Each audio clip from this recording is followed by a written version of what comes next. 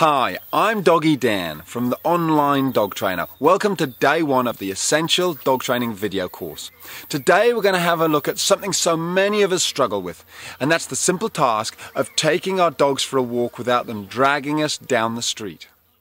A lot of people fail to realize that if your dog takes control inside the house, then it's often very difficult to convince them to let you take control of the walk and stop them pulling. The two are linked.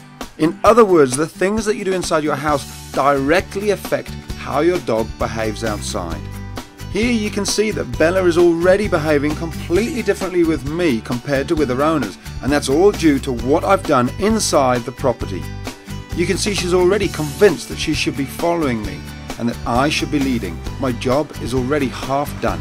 So let me show you some fundamental stages to getting your dog walking nicely on the leash. Firstly though, a little background about dear Bella here. I was called in to work with her because there was tension growing between her and a little Jack Russell who also lived there. When I first met her, she was busy playing with her favourite tree. Now, as you can see, she's a strong dog with lots of energy.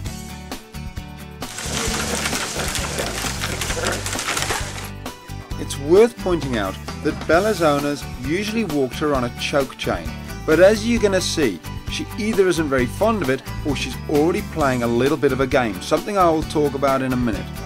What I'm going to demonstrate in this video is that very often you won't need a choke chain when you give your dog all the right messages.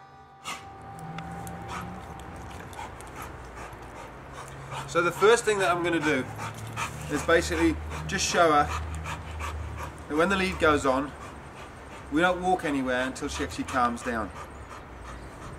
She's not pulling, she's calm. It's about taking control in the garden first before we go through any gates, before we get outside. So what I'm going to do is set off walking in this direction and then change direction. As mentioned earlier, one of the biggest mistakes that people make is that they lose control before they even get off their property, before the real walk has even begun. If your dog is doing backflips, chewing the leash, barking and jumping up at you when you pick up the leash or attach it, then I suggest you either turn your back on your dog and walk away, or if the leash is attached, stand still and don't move. Show your dog that that behavior they're doing simply doesn't work.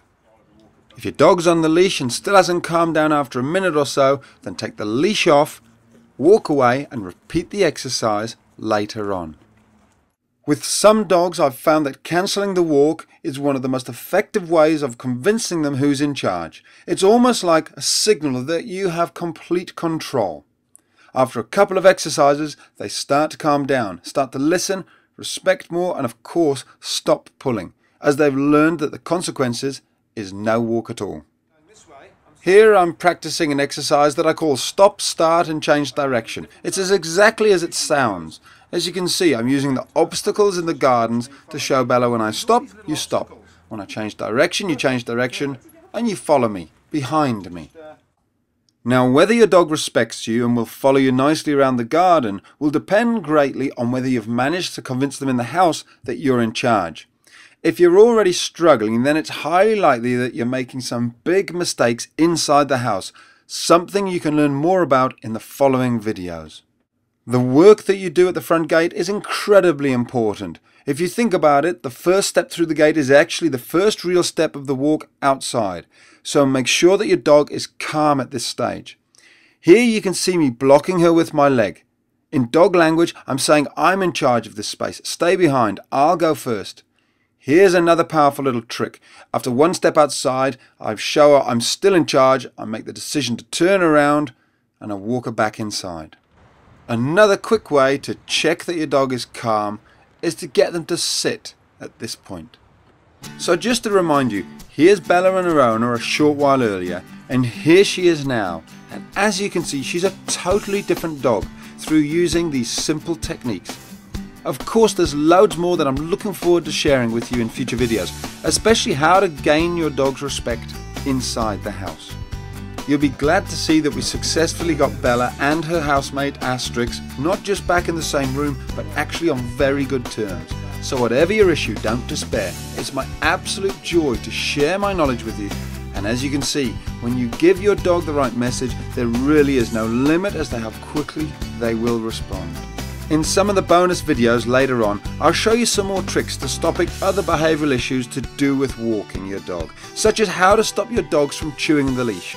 This is actually so easy, you'll kick yourself when I show you. So there's just one of the many videos that I've made that deal with the issue of getting your dog to walk nicely on the lead. As you can see, when Bella was given the right messages, she walked perfectly. She changed of her own free will. Tomorrow we're going to have a look at a dog who's never been off the leash before, and I'm going to show you how to make sure he comes running back every time. Hope you've enjoyed it. I'll see you tomorrow.